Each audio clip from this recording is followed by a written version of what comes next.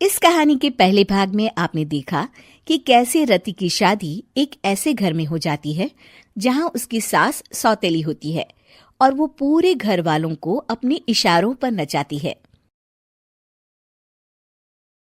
रति छत से सूखे कपड़े उतार कर ले जा रही थी कि तभी उसकी नजर लक्ष्मी पर पड़ती है, जो किसी तरह चोरी से सुनील की अलमारी खोलने की कोशिश कर रही होती है।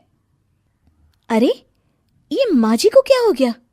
चोरों जैसे क्यों आप मेरी अलमारी खोल रही हैं माँ जी? आपको क्या चाहिए मुझे बताइए। अरे वाह, क्या चाहिए मुझे बताइए। अरे मैं इस घर की मालकिन हूँ, पूरा घर मेरे इशारों पर नाचता है और तुम्हें बताऊं कि मुझे क्या चाहिए? हट यहाँ से। और वो उसे जोर से धक्का देती है। जैसे ही लक्ष्मी रति को धक्का देती है, उसके सर पर चोट लग जाती है और वो बेहोश होकर गिर जाती है। रति के आसपास पूरा परिवार खड़ा रहता है। डॉक्टर जैसे ही उसे देखकर जाता है, रति को होश आता है। अरे बेटा, तुम दूर क्यों खड़े हो? मेरे पास आओ, मैं तुम्हारी माँ हूँ, कमला। रति के मुंह से लक्ष्मी सारंग की माँ का नाम सुनती है तो हैरान सी रह जाती है। क्या बोला रति बहू? चुप कर डायन, तूने मेरे पति और बेटे का हाल बेहाल कर दिया। अब तू मेरी बहू को भी गुलाम बनाना चाहती है? रुक, अभी मजा चखाती हूँ। ये कहकर जैसे उसे पकड़ने की कोशिश करती है, लक्ष्मी वहां से भाग जाती है। लक्ष्मी के जाने के बाद रति अपने ससुर और पति की तरफ देखकर मुस्कुरा देती है। दोनों समझ जाते हैं कि ये रति की चाल है। अगली सुबह लक्ष्मी का पति खाना लेकर खेत में जाने के लिए निकल ही रहा होता है कि लक्ष्मी उसे रोक देती है। अरे कहाँ चल दिए खाना लेकर? आज घर का काम कौन करेगा? तभी पीछे से रति आ जाती है और जोर से चिल्लाती है। कौन इनको काम पर जाने से रोक रहा है? मैं अभी उसे मजा चखाती हूँ। जैसे ही रति लक्ष्मी की तरफ बढ़ती है, लक्ष्मी घबरा जाती है।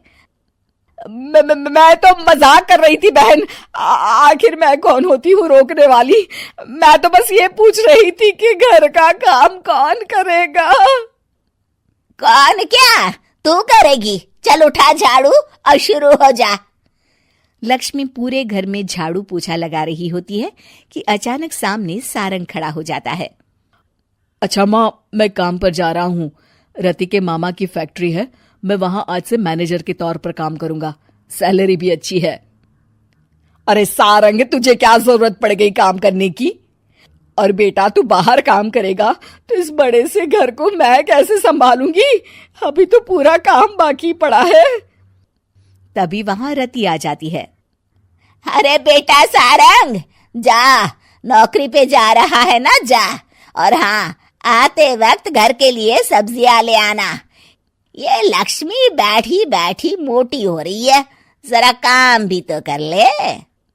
सारंग के जाने के बाद, अच्छा लक्ष्मी, सुन जरा यहाँ। लक्ष्मी अपनी बहू रति को सारंग की पहली माँ जो मर गई है वो समझकर उसके पास जाती है। अरे बहन, ऐसा क्या हो गया जो तुम्हें वापस आना पड़ा? मैं तो बड़े ही प्यार से इस परिवार को चला रही थी। प्यार से तो मैं बहुत साल से तुझे मजा चखाना चाहती थी, लेकिन किसी औरत का शरीर मुझे नहीं मिल रहा था प्रवेश करने के लिए। अब से ना मैं बहू के शरीर में रहूंगी। और हाँ, तूने कोई भी चालाकी दिखाई या मेरे घर के लोगों को परेशान करने की कोशिश की तो तेरा गला दबा दूंगी।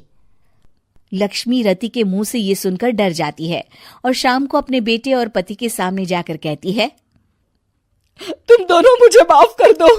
मैं अब तुम दोनों को कभी परेशान नहीं करूंगी। और बहू, तुम मेरी बेटी की तरह हो, बस अब बेटी की तरह ही बनकर रहना।